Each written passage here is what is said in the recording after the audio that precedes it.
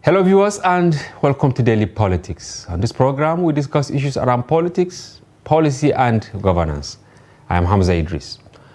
President Bola Tinubu has inaugurated the Presidential Committee on Fiscal Policy and Tax Reforms with a charge on them to transform the tax system to support sustainable development and achieve a minimum of 18% tax to GDP ratio within the next 3 years. The committee, which has a 1-year span, is to address the broad fiscal challenges facing the Nigerian economy through fiscal governance, tax reforms, and growth facilitation. Have a look. President Tinubu said the committee has its objective the advancement of viable and cost-effective solutions to issues such as multiplicity of tax collection agencies, the high cost of revenue administration, and lack of effective coordination between fiscal and other economic policies across all levels of government. This promise is why I saw an end to the fuel subsidy. It is the reason the central bank has called an end to its multiple exchange rate system. It won't happen under my watch. The chairman of the committee, Taiwo Oyedele, said if the country is to achieve the needed growth, there is the need to create a conducive environment to attract private and foreign investment through a comprehensive approach and coordinated strategy. He further hinted that the committee will evolve ways of mobilizing more tax revenues without necessarily increasing tax burdens. We must be committed to establishing a conducive policy environment to attract global and local businesses and position our nation as a hub for research and development, technology and innovation, headquarters location, financial and shared services center for the continent. Nigeria has big potential for revenue utilization that should be sufficient to cater for our people without resorting to excessive borrowing, which override out the private sector and limit our ability to finance sustainable development, good jobs and prosperity for Nigeria. Speaking after the inauguration, the representative of the World Bank said the agenda of the committee is key to helping Nigerians achieve inclusive growth with more economic opportunities and better services for Nigerians.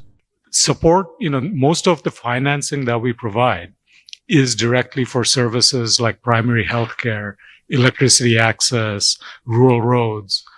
Those are things that while we look forward to a day where Nigeria is fully financing those from its own government resources. Members of the committee drawn from private and public sectors, ministries, departments and relevant agencies are further charged to cooperate fully with the committee towards achieving their mandates. And elsewhere, in collaboration with the Journalists Network for Indigenous People and the Lawyers Network for Indigenous People, the Resource Center for Human Rights and Civic Education has called upon President Tinubu to designate Zafania Gisalo as the FCT minister. This appointment, they say, will empower him to oversee the welfare of his community. This plea was expressed during a joint briefing held in Abuja, preceding the United Nations designated International Day for the World's Indigenous Peoples on August 9, which is tomorrow. The coalition emphasized that his appointment will help alleviate the sense of exclusion felt by the original inhabitants who have been deprived of the ability to elect a governor and State House of Assembly members for many ways. Yes, have a look.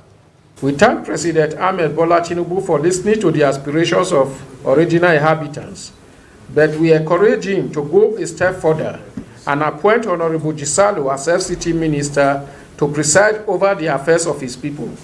This will reduce the feeling of alienation by the original inhabitants whose right to elect a governor and State House of Assembly has been denied over the years. It represents a bold first step towards addressing the decades-long injustices, marginalization, and exclusion of the original inhabitants whose ancestral homelands were taken over via military decrees of 1976 to make way for Nigeria's capital. What this means is that the long-suffering indigenous people in the FCT will now have a voice in the Federal Executive Council.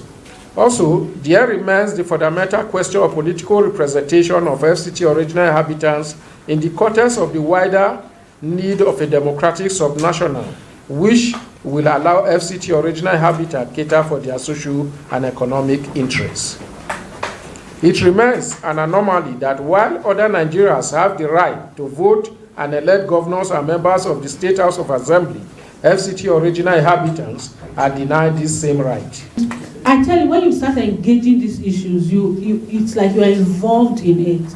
And you don't say because it is not your tribe, you are not from there, it doesn't concern you. It concerns all of us. Because when there's injustice to one, it is injustice to all. It may be FCT today. Tomorrow, if people, because of what we have learned from the struggles of the OIs in the FCT, people in their different corners are beginning to understand. We have one today out of 100. We're still asking for more. If we ask for more, does not make us Oliver Twist. Because Oliver Twist had some. We only have one now. So we must be more than Oliver Twist so that we can get to that place we are going to. The demand or the satisfaction of the demand cannot be a one-off affair. In other words, we should not let loose or let off our guard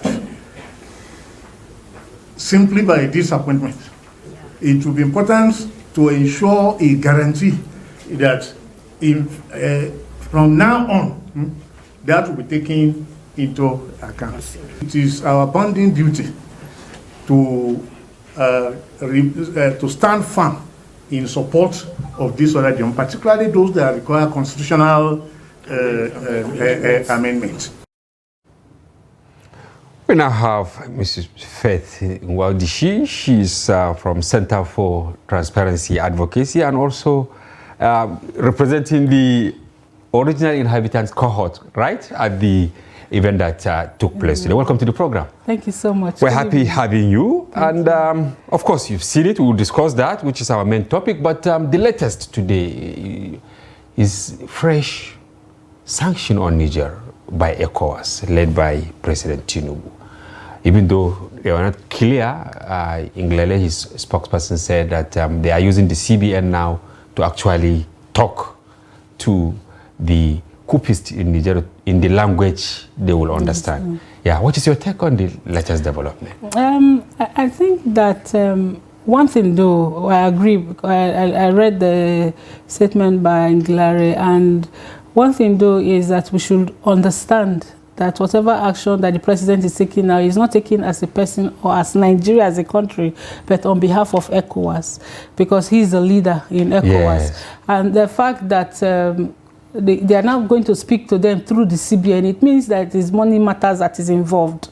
And you know, when it is money matters that is involved, CBN is a clearinghouse for such money matters. Yeah. So even if they don't give us the details, what I envisage is that having stopped them from having electricity from Nigeria, and then the other part is, okay, so how you want to maybe block financial access. Yeah. And you know, that is actually the end point when it comes to issues around negotiations. What are those things that you can hold people to, that if you take away from them, they will reconsider their stand? And globally, everywhere, finance is one of them, resources is one of them. So if they have a significant stake in Nigeria, such that because of what they have in the ECOWAS, they have to pass through the Nigerian CBN, then they can have something to say. And Nigeria is also helping them significantly. Yes. So if Nigeria is going it's to... a big sister. Yes, Nigeria has cut off electricity. If Nigeria is also going to cut off funds and some other support that... And border has been closed. Yes, warehoused by Nigeria, maybe the ECOWAS support that is coming from other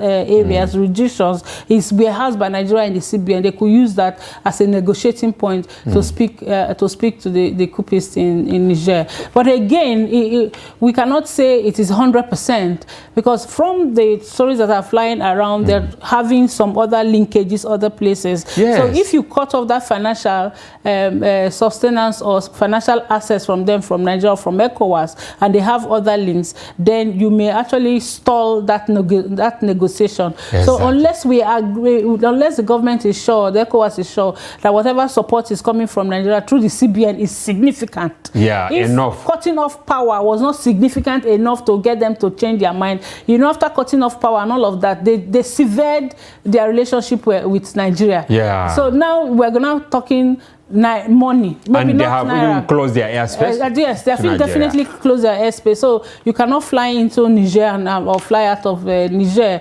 And you can see the long and short of it is that with the new sanction, and because it is CBN related, it means it is money related. Exactly. And another point they raised there quickly is that people should not trivialize the whole thing, because some see the punishment from ethnic perspective or religious perspective, but it's understood when you look at the belt from Sokoto to Borno. You have about 6 or 7 states that have direct linkage with you know why it's even worrisome. I've had to travel by road to Niger. I was carrying out a survey, so I had to do that trip by road. I will tell you that at the time I traveled, we don't have borders. We only have rope. Exactly. That is the only thing that is there. You are staying in the Nigerian corner, you are seeing the Nigerian corner. Exactly. They have small boots you there. You can even cross and buy. And you can cross. You know, and then so the customs people, when they see maybe you're coming with a car, they just raise the rope for you. And then you come out, use your leg and cross. So, and this is a country, whether we like it or not, Nigeria has supported this country. I know there was a time we were buying about 5,000 liters of from them. Exactly. When we were supposed to be producing 45,000. When the NNPC came out, we didn't hear anything about all of that. There was also a time we were planning a railway, you know, to go to Niger. So we have substantive investments in Niger. And if anything happens there, the borders are so porous. We're already grappling with insecurity in Nigeria, even along all of those axes. How do we take care of the people, the refugees? Because by the time they come into Nigeria, and also statistics says that we have about 300,000 refugees, Nigerians in Niger. So we have to be very careful. It is significant. Nigeria has to be concerned about what is happening, especially along the fact that you are seeing Mali, you are seeing Burkina Faso, you are seeing all of those countries that are just along those lines, close to Nigeria. The only country where we are not having any stress right now is from the Chadian area. That's the only area where we are not having stress. So Nigeria should actually, not quite long. Nigeria should actually be interested in what happens there. All right, who should Tinubu tax and who should he exempt from his tax? Because I can see he's so passionate about raising the revenue base of Nigeria, reducing borrowing, increasing our GDP. Very interesting. I like the fact that he has set up that tax reform committee, but the tax reform committee needs to also take into cognizance the issues that we have with our tax. The issue of multiplicity of taxes. Now, let me tell you how that comes. I'm a business person in Nigeria. They set up a law, and they say that certain percentage of tax we go. For instance, we have the TET fund that is funded by 3%. We have the NDDC for companies that is also funded by another. We have the Northeast Development Commission.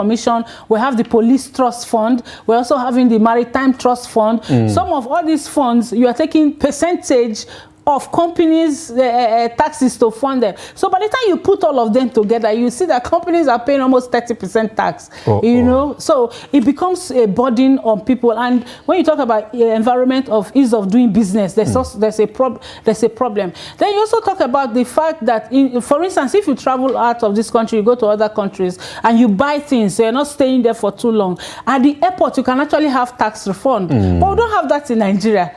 So as somebody who has come as a tourist, you have bought things, you have contributed to that, and you are going back, your taxes are not refunded to you. So it becomes an issue. That's one. And again, the way that we have different taxes, for instance, even at local government level, you see they say tax force this, you are traveling on the road, you have paid everything, tax, all the market tax. If you are traveling with some like even with Sienna, I had an experience once. I was traveling, I had problems problem in Kogi, I had problem in Edo, I'm telling you, everywhere, and they're asking you for things you have already paid for. Somebody, they will carry your paper and say, oh, this paper is not there. Right there and then they will take that tax. They will not give you a receipt for it. Then the woman in the market that is selling maybe a bag of pure water that you buy for about 300 naira, and you are going to sell and make a profit of just 100 naira or 50 naira. Then the tax person at the member of the tax force from the local government is coming to ask you to pay a tax of 120 naira on daily basis.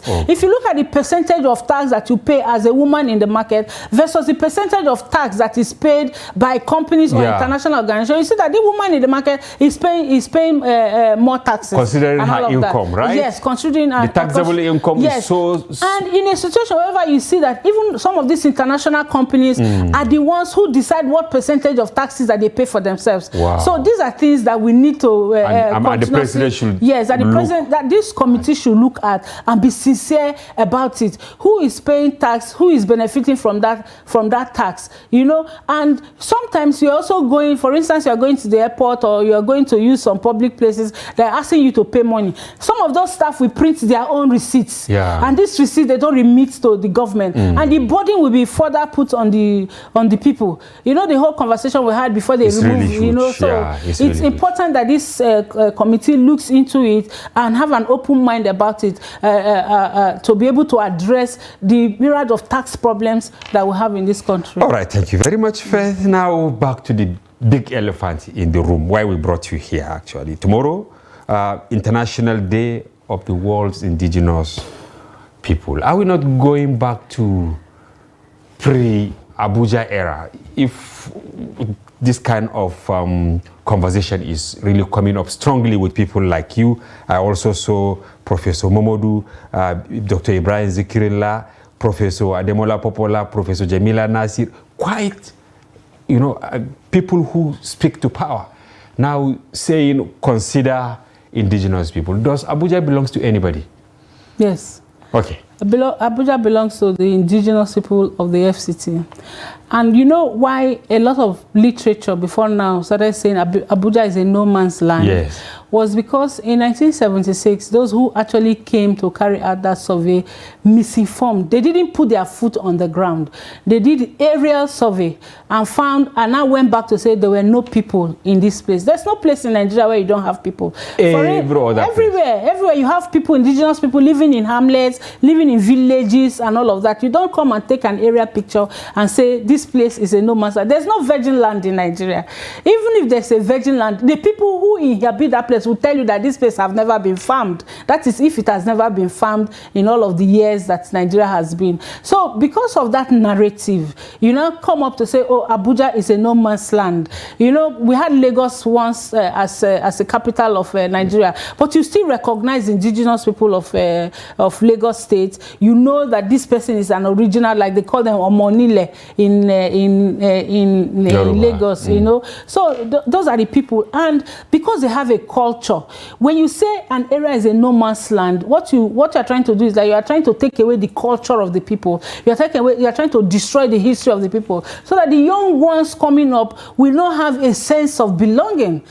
Just like if I sit down and imagine that I didn't hear the story of my people, how they came about, and I can come out to say I'm proudly an Ukwan woman from Delta State, this is my culture, I respect it, or I'm proudly an African woman because of the African culture and values that we have. If when the colonialists, they came and they wiped out the whole of Africa and said Africa was a no man's land, I don't think the kind of the importance that we hold to our culture right now, we will not be able to see that. Even though we are complaining that there's been a lot of erosion of our original culture. For instance, the culture of the African does not celebrate the thief. But you do not celebrate, we don't even tolerate that. In the community, if this person has stolen a tuber of yam, you don't want to be described as a son or a daughter of a thief. Yeah. But what do? Because we are allowing some of these our cultures go, we see people who we vote into power to hold our collective wealth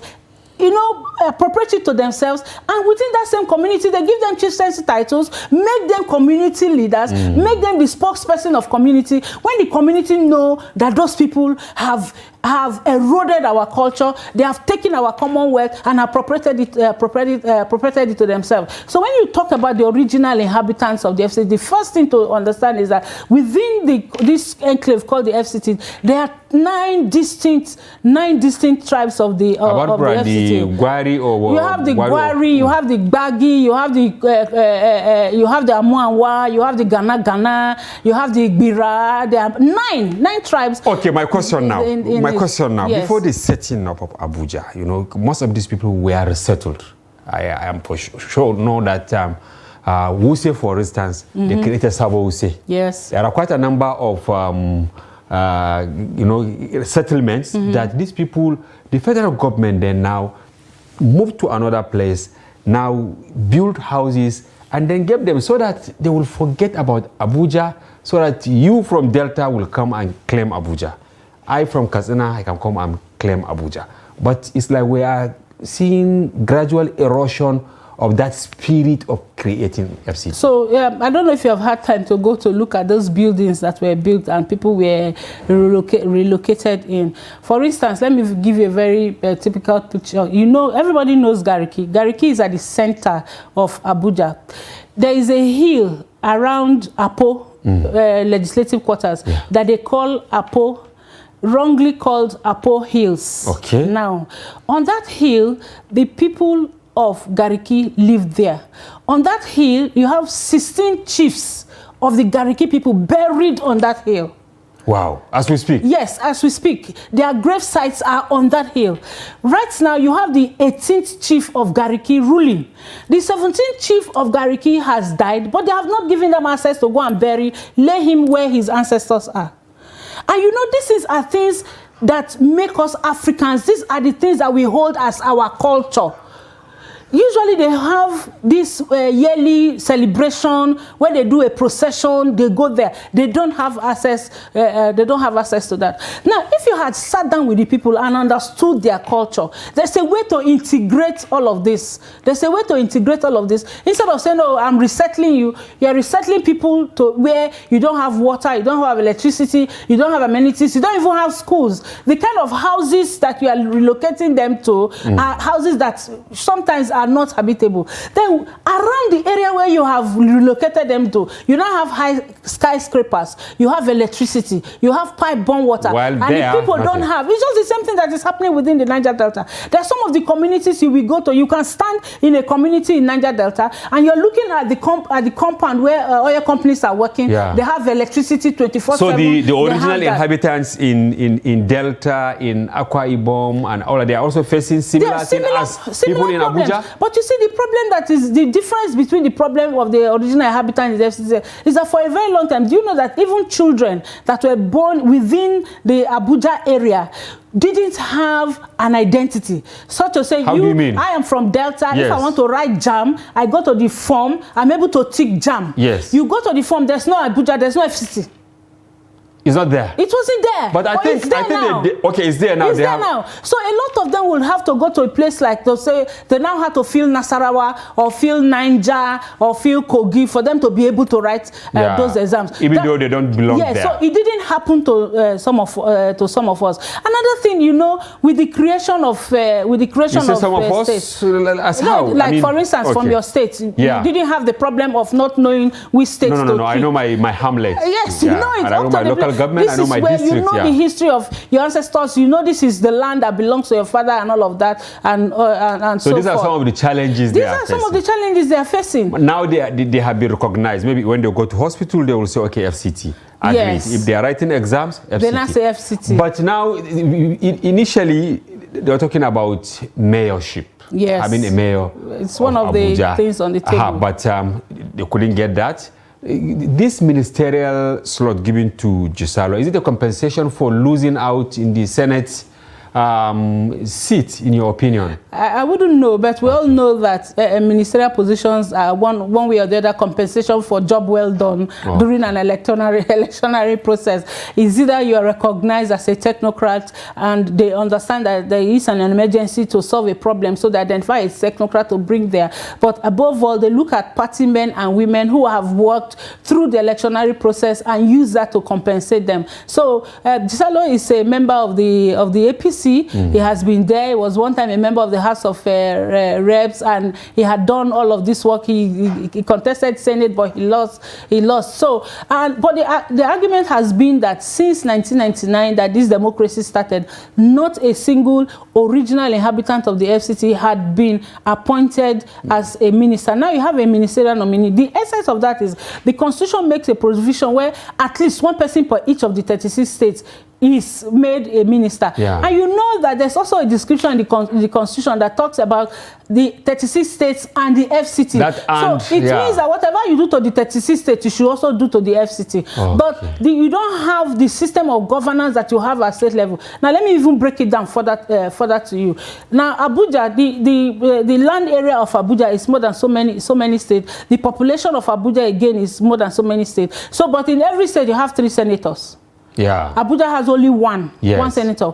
At the House of Assembly, some states have up to 5, 6 members of House of the Abuja have only 2. So to the FCT, they have only 3 people who are representing the FCT as a whole. You, myself, and even the original inhabitants. And you know that even those 3 seats that are reserved at the national level, there's no place that says it must go to the original inhabitants. So you have people who are not original inhabitants who come contest for that position and they get elected into that position. Now, even take the FCT ministry, for instance. Since the creation of this FCT, we have never had an original inhabitant to be even the minister. Maybe leaders before we are trying to be very careful so as not to make Abuja state in the true sense as other states. Don't you think? Because I read it somewhere that Tinubu is tactically trying to demystify Atiku and Obi's claim at the tribunal, where you know they are saying he didn't win Abuja, and he is saying Abuja is like any other state. So now you have your minister. What is your take? So I don't want to say that because it's still in court. We're still waiting for the judges without prejudice to what is happening in the court. But you know, Nigerians were so curious. We ask questions and people also speak on this. For so many years, the marginalization had been much. Number one, if you look at the development, if you compare the development that is at Abuja city center, it's different from the development at the rural areas. Like Karshi, if you go, it's a local government. Karshi is a local government, but you still have roads. Karshi is even better compared to some areas like in Kuje, where you Godoji. In Kuje area, we went there in the course of our work, and I tell you, those people in that community don't have a clean source of water. I'm just giving you... and how many kilometers is that place from Abuja? Is it up to 100 kilometers? No, it's not up to 100 kilometers, but it's quite far in the inside but they're under Kuje Area Council. So we went there, and they have this pond that they use as water. When we got there, which we also captured and put into a documentary, you can see children going there with bottle to drink water. That's water that they drink. That's the water that they use to feed the animals. That's the water that they used to bath and everything. One source. And as at the time we got there, that particular piece of land had been concessioned to a company that is planning to fence it off. Without making adequate compensation or provision for the people to have water.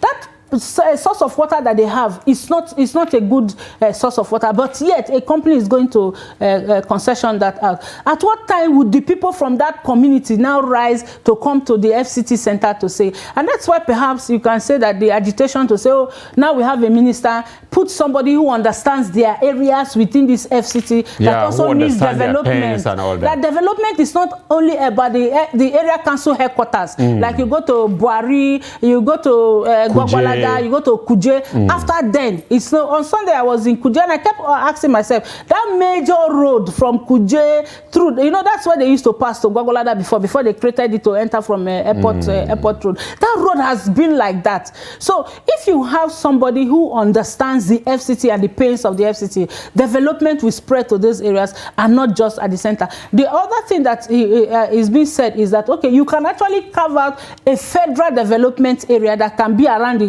just city. like Northeast Development Commission, exactly. Niger Delta Development so Commission. So you now have a state structure. Are you not advocating for unnecessary bureaucratic red tape? You know, keep duplicating things and complicating our rules. Yeah. Do you know why? There's governance at the local level. Yeah. And because of the governance at that local level, you need to be able to recognize a structure that they can help themselves. And that's why we keep saying that there is need for local government to be autonomous. So, you know, divorce the local government from the state government. If you go to other states where you have local government structures working with state government, you know that allocation comes, local government does not get what they are supposed to get. Local government chairmen are appointed as senior special assistant or local government to the governor, irrespective of which party. Yeah. You just have local government election. If it is party A that is in power, all the local government chairmen and chairpersons will be part of that party A, because you have not been able to make the local government autonomous so that there will be proper development and accountability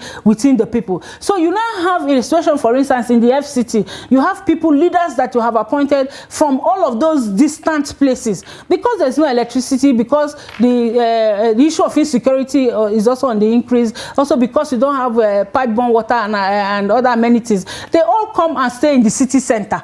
Yeah. They all come and stay in the city center, which creates another kind of problem. Yeah. So now you have, for instance, let me tell you something. You have 36 states, yes, and you have an opportunity where a representative of all of those states is sitting at the table at the higher decision-making level of this country, which is the Federal Executive Council, and they're saying something about State A, and there's somebody from that State A that can say, I can verify, I can find that. I don't have an FCT person sitting there to say, oh, they say there's a problem in Godoji community, for instance, from Kuje area. The whole people there will be asking, where is Godoji? Is it a name of a place? Or is it in Sokoto? Yes, exactly.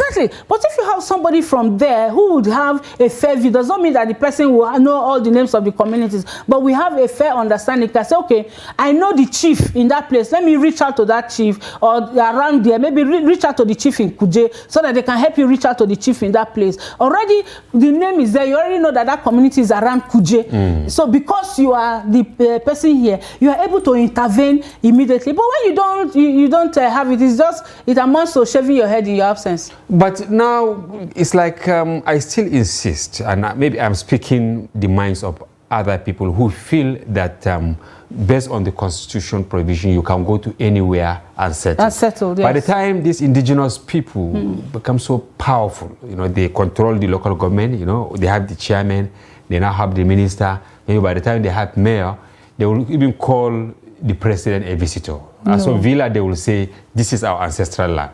No, you know, like you see the arrangement we had in Lagos. Yeah. We had the federal capital seat.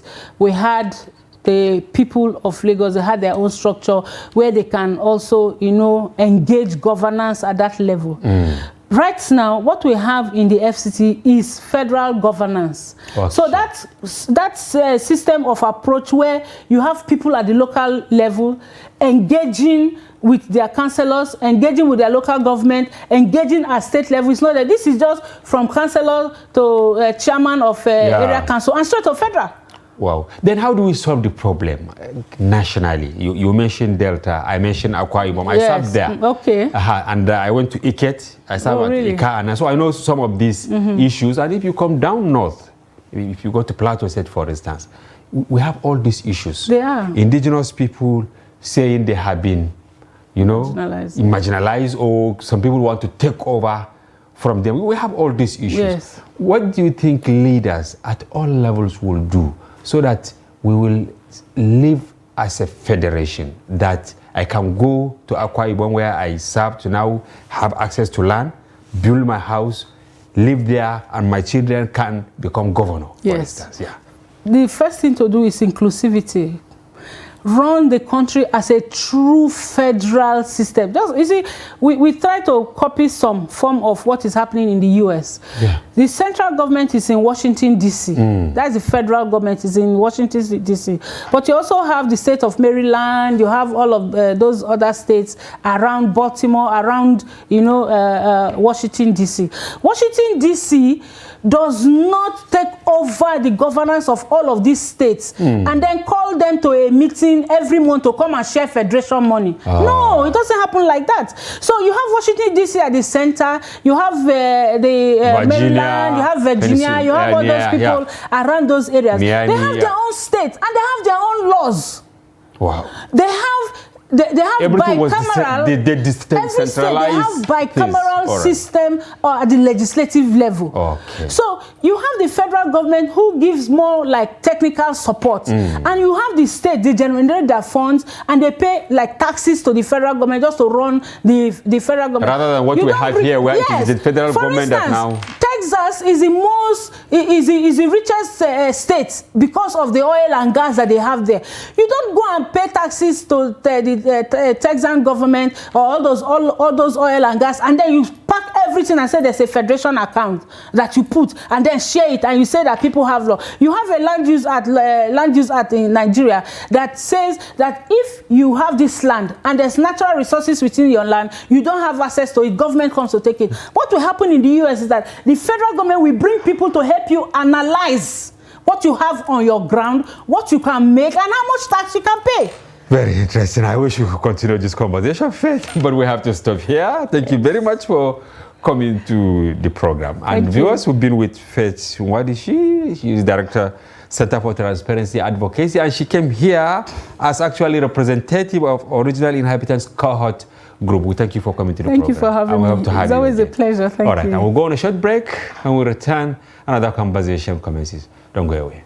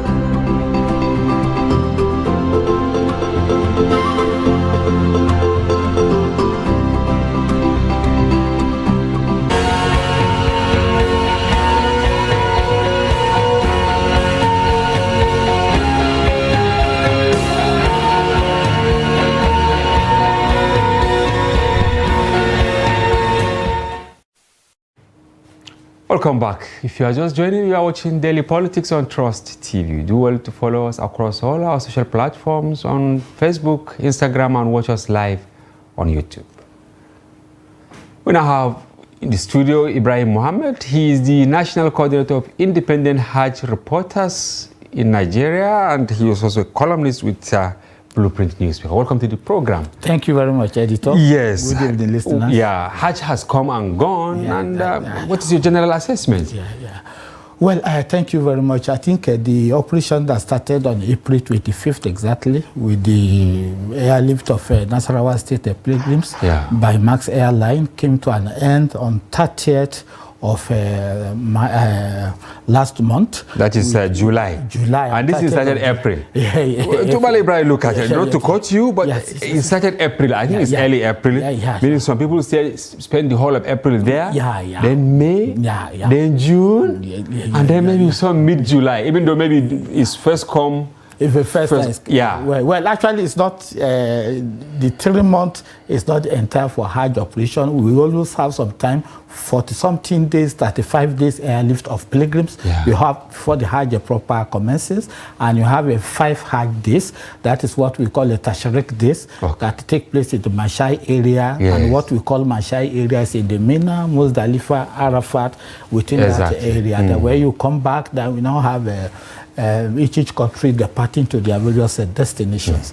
I think there's some misconception about the entire operation, or what I call lack of proper enlightenment, and the people who are not aware the intricacies. Is it the lack of proper enlightenment from you who report, or from the organizers, or from where? Well, generally, there is because the Hajj is a global event where we have 163 Hajj participating countries. 163 Hajj participating countries. And no airlifting almost 1.8 or 2.3 million pilgrims to the same places, doing the same thing at the same time in the same place.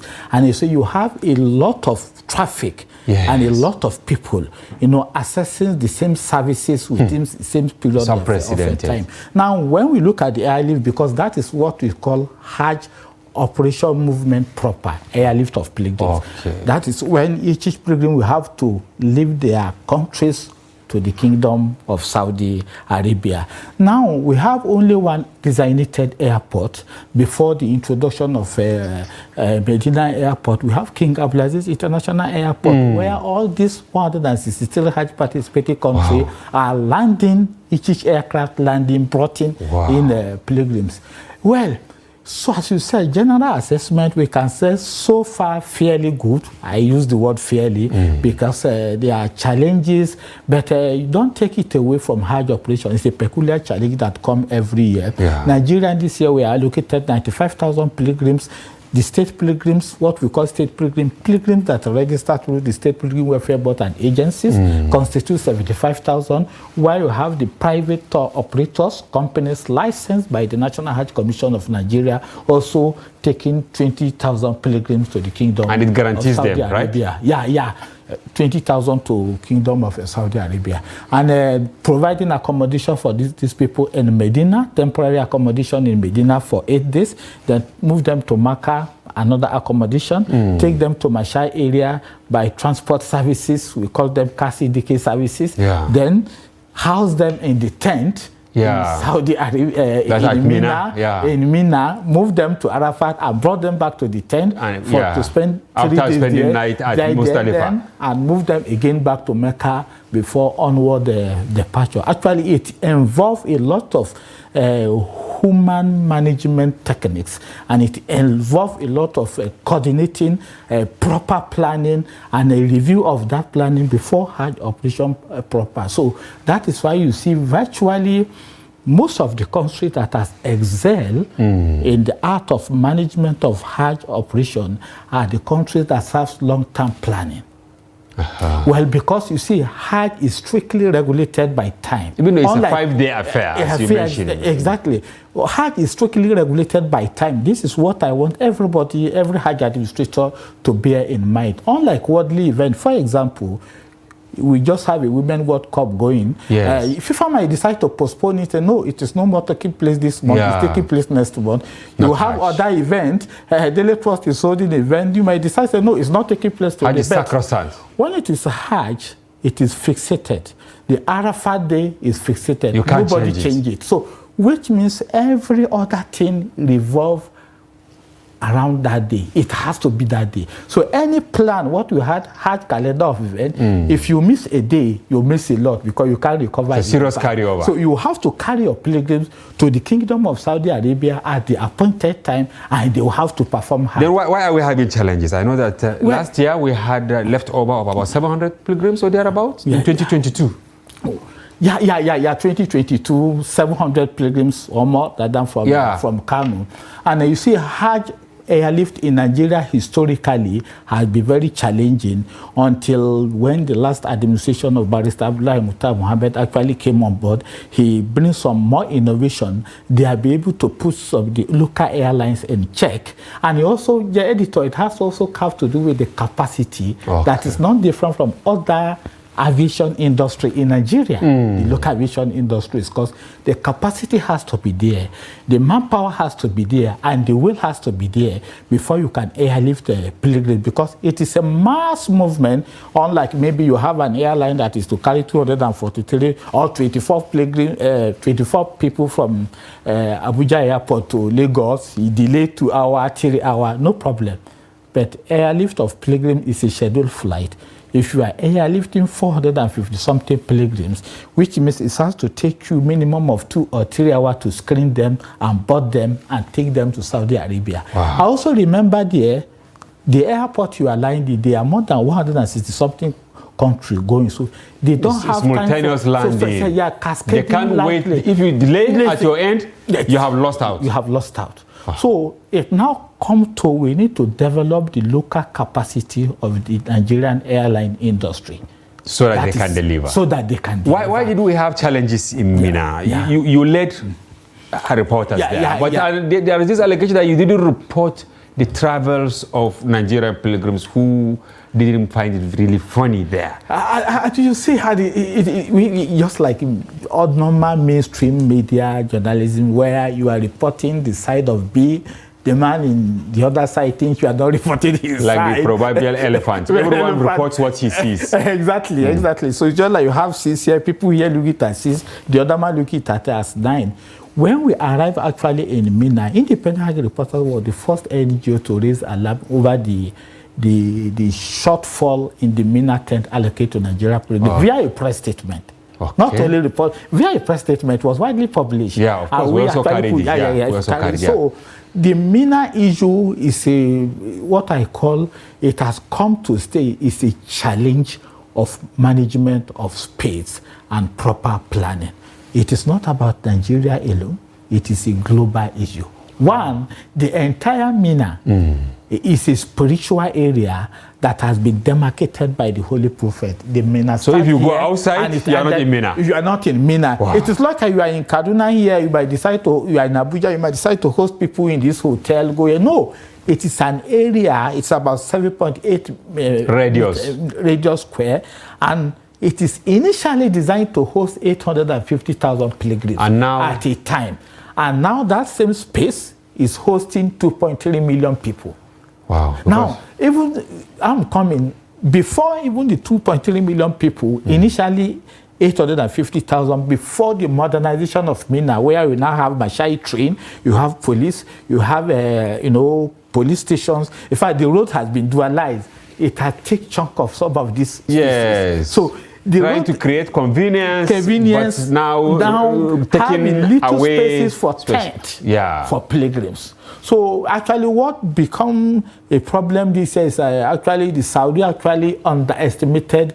Remember 2020 there's no Hajj, 2021 there's no Hajj, 2022 you have 50% of what you have now. But this time around we have full all those house. Who could afford. That's what we call full house. So they underestimated the challenges Okay. That will be how is Nigeria's Hajj administration differs from other countries? Or it's all the same? Actually, it differs a lot, editor. Okay. Remember, we operate a federating unit. Yeah. We have the national, the state, and to some extent the local government. In Nigeria, we have the National Hajj Commission of Nigeria, is the apex Hajj regulatory body. In the state, we have State Muslim Pilgrim Welfare Board and agencies who also manage Hajj pilgrims in their various states. So it becomes a very, very bureaucratic issue during Hajj. For example, I'll give you a payment of pilgrims' money. For example, in Indonesia, it is one body. It just have a coordinating unit in all over. In Pakistan, it's one body. They just have a coordinating unit.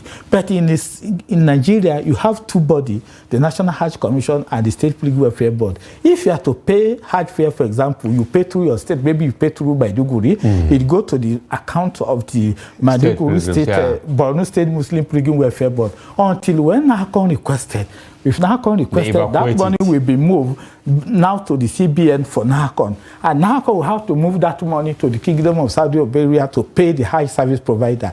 Now, you now have three-tier movement of same money for one purposes. But in other countries, what they just do, they just pay to the account of Indonesia Hajj Management and they move it. So, okay, should Nigeria learn from that? Because we have run out of time in less than 1 minute. I want you to say this. What we should learn and going forward, how we should get it right next year. I think if Hajj is taking place in the Kingdom of Saudi Arabia, it is not in Nigeria. We should be able to emulate how other countries run their own Hajj system that work efficiently, irrespective of the structure we run here and the peculiarity continue. And most importantly, we need to appoint people who knows the job. Here, politics constitute almost 60 or 70% before Hajj administrators are appointed. All right. Thank you very much, Ibrahim Mohammed, National Coordinator of Independent Hajj Reporters Nigeria. Thank you for coming to the program. We hope to have you ahead of next year's Hajj. Okay, thank you, editor. It's my pleasure. And viewers, that's a wrap on today's package. We sincerely hope you found the conversation engaging and informative. And be sure to join Daily Politics Live, airing every weekday, and also our special package on Friday, during which we open our telephone line for you to comment on national issues. Once again, we thank you for watching. I'm Hamza Idris. Bye-bye.